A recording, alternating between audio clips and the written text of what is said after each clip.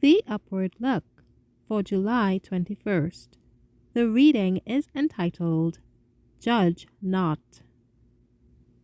For with what judgment ye judge, ye shall be judged, and with what measure ye mete, it shall be measured to you again.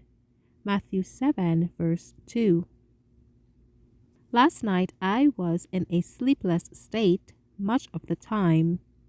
Many representations passed before me. One was a scene in a council meeting where several were present. One man arose and began finding fault with one of his brethren. I looked at the speaker's garments and saw that they were very undesirable. Another person arose and began to state his grievance against a fellow laborer. His garments were of another pattern, and they, too, were undesirable. Still another and another arose and uttered words of accusation and condemnation regarding the course of others. Everyone had some trouble to speak of, some fault to find with someone else.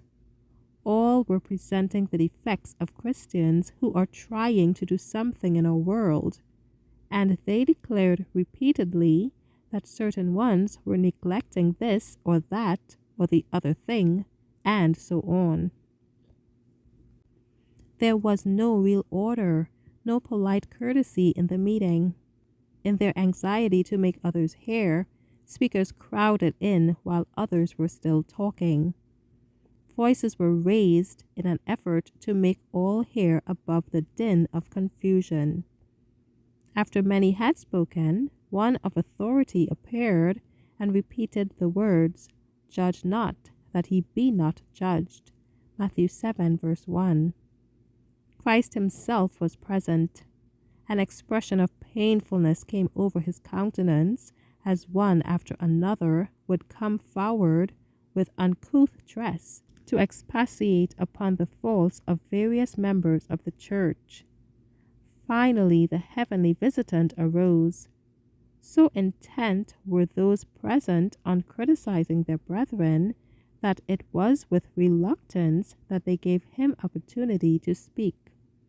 He declared that the spirit of criticism, of judging one another, was a source of weakness in the church today. Things are spoken that should never find utterance. Everyone who, by word of mouth, places an obstruction in the way of a fellow Christian has an account to settle with God.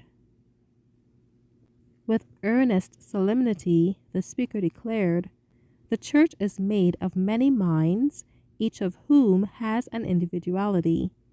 I gave my life in order that men and women, by divine grace, might blend in revealing a perfect pattern of my character, while at the same time retaining their individuality. No one has the right to destroy or submerge the individuality of any other human mind by uttering words of criticism and fault-finding and condemnation. Prepare to meet thy God in peace.